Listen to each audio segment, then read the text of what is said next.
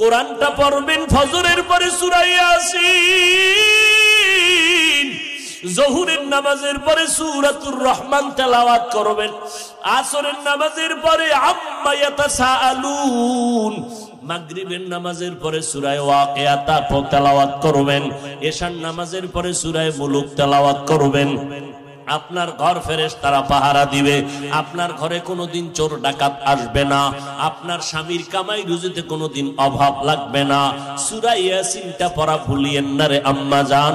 কপাল খারাপ, দুনিয়ার সব কিছুই শিখলেন, কোরআন পড়া শিখলেন না।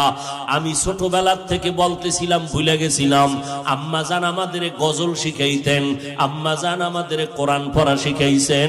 ও পর্দার আড়ালের আম্মা জান, কেন কোরআন শিখলেন না রে মা? কোরআনের মতো আর এত মধুর তেলাওয়াত কই পাইবেন? ও পর্দার আড়ালের আম্মা জান, ওই আম্মা জান আয়েশার মতো আপনারাও নারী। নবী বলেন, আয়েশা আমি কান্না করার কারণ হাসরের ময়দানের কঠিন কথা আমার মনে পড়ে গেল। আম্মা জান আয়েশা বলেন, কেমন কঠিন?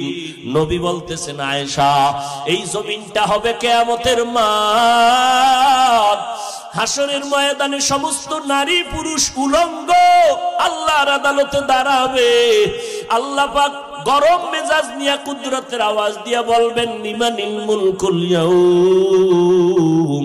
আল্লাহ পাকের কুদরতের রাগান্বিত বড় আওয়াজে হাসরের ময়দানটা কেঁপে উঠবে। অপরদিকে সূর্যের গরম, আল্লাহ বলবে সূর্য যত তাপ আছে জমিনে ছেড়ে দাও।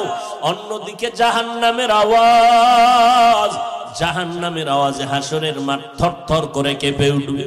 নবীজি বলেন, ও আয়েশা নবীদের কোনো গুনাহ নাই, সেই নবীরা পর্যন্ত কান্না শুরু করবেন, হাউমাউ করে কাঁদবেন আর বলবেন, উম্মতের কথা সব নবীরা ভুলিয়া কাঁদবেন, আল্লাহ আমাকে বাঁচাও।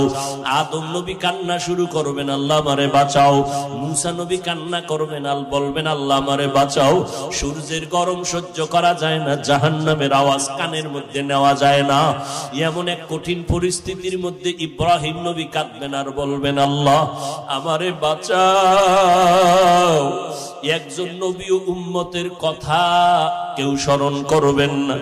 আম্মা জান আয়েশা বলেন, নবী তখন আপনি তো দু জাহানের সরদার, রহমতের নবী, আপনি তখন কি করবেন?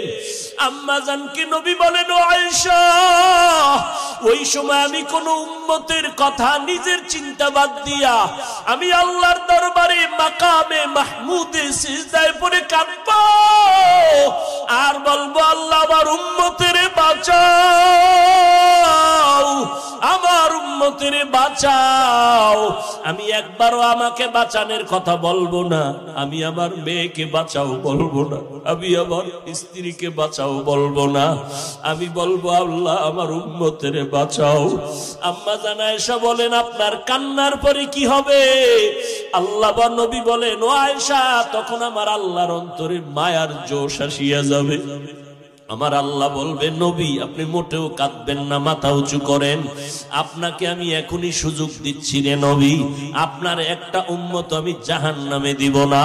আপনি বাঁচিয়া বাঁচিয়া এই কোটি মানুষের মধ্য থেকে উম্মত গুলো জান্নাতের দিকে নিয়ে যান।